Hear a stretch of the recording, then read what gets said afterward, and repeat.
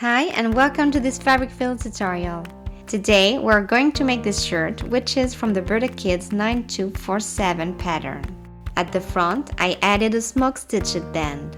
To make this shirt we'll need the pattern, a marking pen, scissors, a measuring tape, some pins, thread, embroidery thread for the smoke stitches, 2 shirt buttons, some interfacing, and fabric. Here I'm using double gauze. First, I pinned the pattern pieces except the front on the fabric and I cut it out.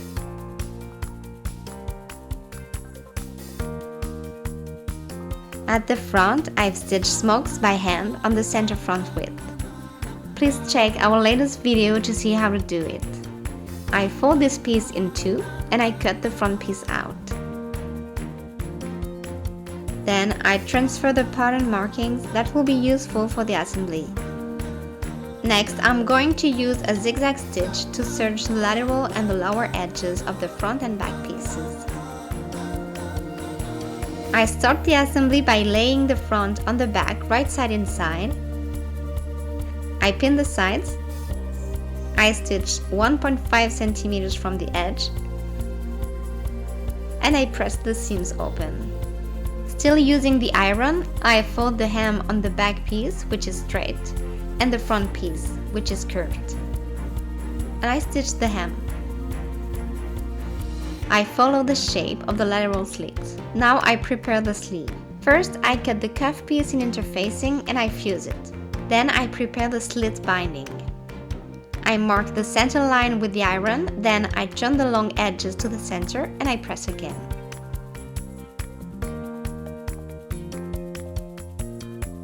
I press the sleeve in two, right side inside, and I pin, then stitch the sides. I serge the edges together and I press them to one side. Now I'm going to sew the slit binding. I open the slit and I'm going to pin the first edge. And I stitch in the first fold.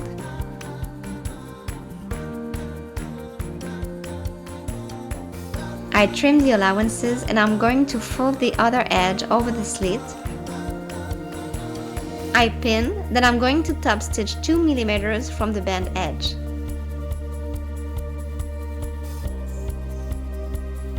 The slit is binded, now I'm going to measure the binding from the inside.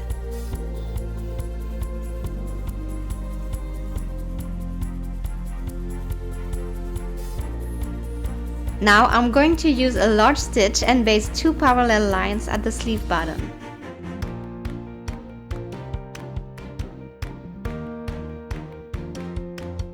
And I'm going to pull on the threads to gather the fabric. I gather the sleeve lower edge until it matches the cuff band measurement.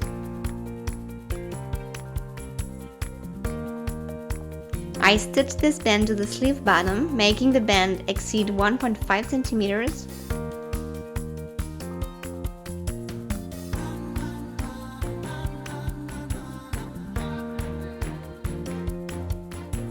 Then I fold the allowance on the other edge of the cuff band and I press it. And I fold the band in two, right side inside. I stitch it along the width, in line with the slit, and I trim the corners before turning the cuff right side out.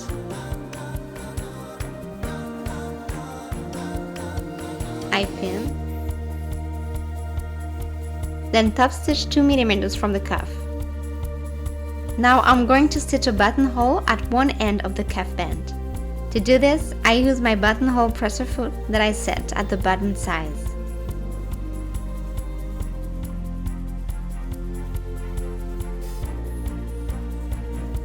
I open the buttonhole, then I'm going to hand stitch the button at the other end. Now I'm going to assemble the sleeve to the bodice. To do this, I align the lateral seams.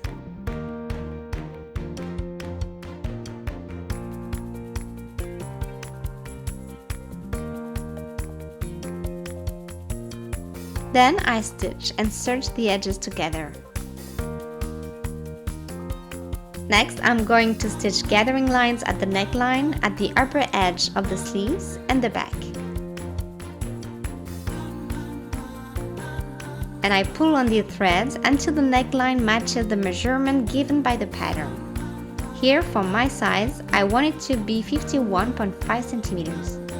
To finish, I've cut a bias tape band that I press with the iron in two, then with the edges folded to the center. And I pin one edge to the gathered edge. I folded the allowance on the short edge to the inside. I stitch in the first fold, then I fold the band over the edge, I pin,